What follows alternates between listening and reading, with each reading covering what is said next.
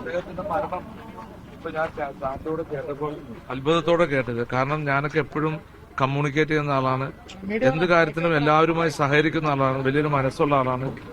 സ്വന്തമായി കഴിഞ്ഞ ഇപ്പൊ ഗീത എന്നൊരു സിനിമ എന്നെ വിളിച്ചു, ഞാൻ പോയി അതിന്റെ ട്രെയിലർ ഒക്കെ കണ്ടതാണ്. അപ്പൊ വളരെ ഭയങ്കര വലിയ പ്രയാസമാണ്.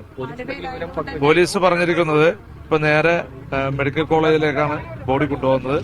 നാളെ രാവിലെ ഇൻക്വസ്റ്റ് തയ്യാറാക്കി നാളെ പോസ്റ്റ്മോർട്ടം ചെയ്ത് ബോഡി കുടുംബത്തിന് വിട്ടുകൊടുക്കുന്നതാണ്. അല്ല, ഞാൻ പറഞ്ഞില്ലേ, എനിക്ക് വർഷങ്ങളായി പരിചയമുള്ള ഒരു കലാകാരനാണ്. ഞാൻ പറഞ്ഞില്ലേ, വളരെ നല്ല കഠിനാധ്വാനത്തിലൂടെ വളർന്നു വന്ന ഒരു ചെറുപ്പക്കാരനാണ്. ഇപ്പോഴും ആ അധ്വാനത്തിന് ഒരു കുറവില്ല.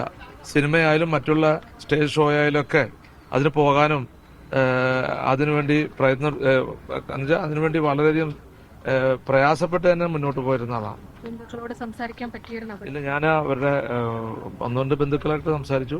അവരാരും മറ്റേ വീട്ടുകാരും വന്നിട്ടില്ല കാണണം.